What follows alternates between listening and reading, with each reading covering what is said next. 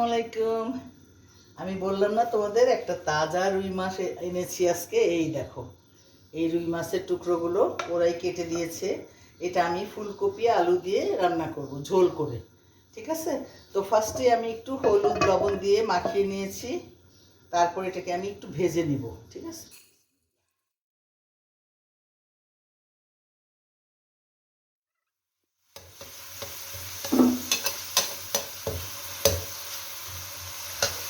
আদা রসুন পেস্ট দিব 2 চামচ। এখানে দেবো কয়েকটা পেঁয়াজের কলি, আজকাল ফ্রেশ পেঁয়াজের কলি দেখেই লোভ লাগে।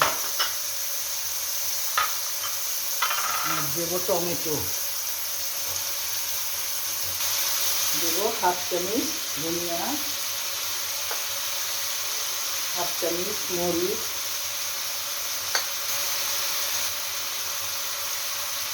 1/2 চামচ জিরা, আগেরটা হলুদ দিয়েছি, ভুলে ধনিয়া বলেছি, এইটা ধনিয়া। মশলাটা কষিয়ে তারপরে আমি আলুটা কষাবো। হ্যাঁ, আলু আজকাল পুরানো আলুতে এটা অনেক সিদ্ধ হতে সময় লাগে, সেই জন্য আলুটা আগে কষাবো। আমি একটু ঢেকে দিই পানি দিয়ে, এটা একটু মজুক।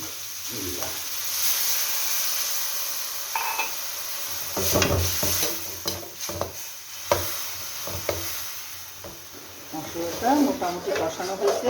আমি এর মধ্যে আলুটা আগে দিয়ে দিব। হ্যাঁ, আমি যদিও ফুলকপি আলু দুটো দিয়ে করব, ফুলকপিটা আগে দেবো না, আমি আলুটা আগে দিয়ে দিই, একটু সিদ্ধ হোক।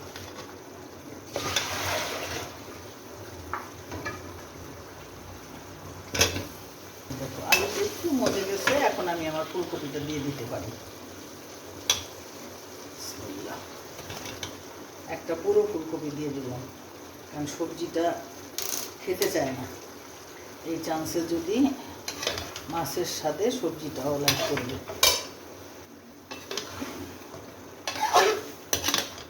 ফুলকপিটাও কষানো হয়ে গেছে, এখন আমি ঝোল দিয়ে দেব।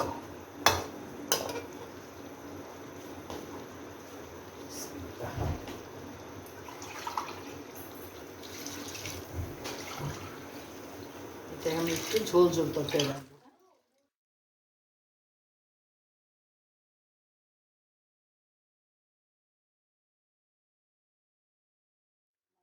এবার পর আমি কি দেবো জানো?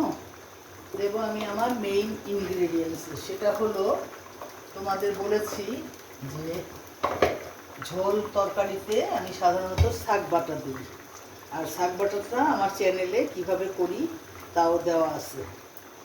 সেই শাক বাটাটা এখন দিয়ে দিলে তরকারিটা ঘন হবে, সুন্দর একটা স্মেল বের হবে। দিয়ে দিলাম শাক বাটা। তরকারিটা একটু ঝোলটা কমলে আমি ধনিয়া পাতা দিয়ে নামিয়ে নেব। ধনিয়া পাতা, কাঁচামরিচ। আমার এখন লাস্ট ফিনিশিং কাঁচামরিচ দিয়ে দিচ্ছি, আর দিয়ে দিব ধনিয়া পাতা, ফ্রেশ ধনিয়া পাতা। হয়ে গেল রুই মাছ দিয়ে ফুলকপি ও আলুর তরকারি, ঝোল তরকারি। হ্যাঁ, তোমরা করে খেয়ে দেখো, খুব ভালো লাগবে। Thank you.